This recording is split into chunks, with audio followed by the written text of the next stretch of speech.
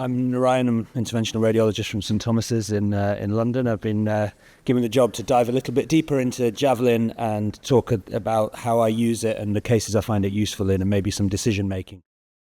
Javelin, a lot of the discussion around it has been about decision making, about when to use E8, as Cunnan alluded to. The E8 is a fantastic catheter, 400 pulses, 8 centimeter treatment length, really deliverable. So I would say that is my go-to device for treating tibial disease. But there are some situations where you might not be able to get an E8 to the treatment zone, and that's when you don't have enough distal wire purchase, if a predilation balloon won't track, if there's no distal vessel available for a retrograde access to try and sort of pull the E8 catheter through a very tightly calcified lesion with a bad form technique, for example. And then if there's a short treatment length and a small vessel diameter, so all the calcium in the wall is close to that one single emitter on the front of the Javelin catheter, that's where I find it the most useful. And the one thing that ticks all of these boxes in my practice is really the distal tibial and below the ankle work, where all these conditions are met. So let's look at a case. This was an 86-year-old with wet first and second toe necrosis. You can see that lovely Pseudomonas-looking infection in the toe there. Usual vascular risk factors.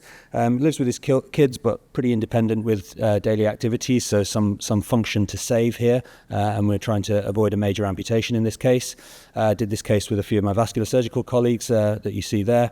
And you can see on the angiograms this classic pattern of distal disease, right? Fem-pop segment widely patent, and then everything kind of dies out below the ankle. And these patients have historically been very difficult to treat. That's just the mask image there, so you can see the density of the calcium in the dorsalis pedis artery there. But we did a selective angio, and when you do those selective angios distally, you get an idea of how much genuine vasculature there is in the foot available to wake up if you can give it some inflow. So we can see there's definitely something to play for here. Managed to navigate a wire around the pedal arch with a little bit of twiddling. And then we have some options. Do we try and go with a low profile balloon to open the way a little bit and then move to a high pressure balloon? Do we do orbital atherectomy, but risk of distal embolization, that sludge, sand trashing down and causing a low flow phenomenon in the foot is very high here, and this is a situation where that can be pretty dangerous for the patient because this is their only runoff into the foot. Or do we pre-dilate step by step to try and get an E8? Well, we thought, well, let's try the Javelin in this case, and this was one of our very early Javelin cases that we did.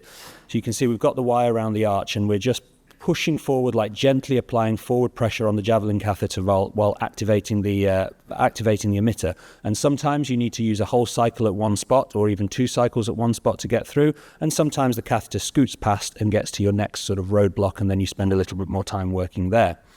So we made our way around the dorsalis pedis into the foot, and you can see here as we come just around the corner entering into the pedal arch, we're really sort of reaching the end of the cycles of the catheter and just hammering away on that one dense bit of calcium in the distal dorsalis pedis before we get into the arch.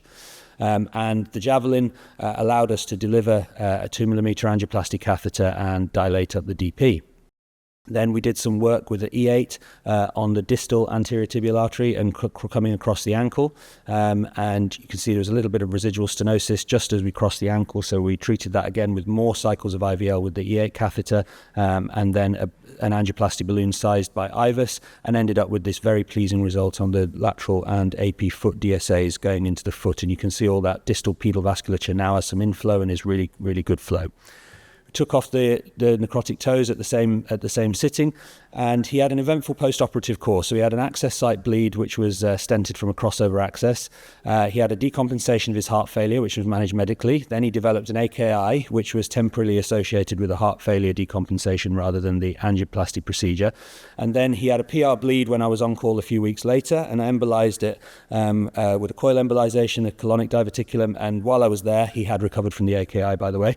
I shot an angio just to see how we were doing, because not many distal revascularizations will survive so many hits to the patency, and you can see that it survived well. The dorsalis pedis widely patent, and the wound healed nice and quickly.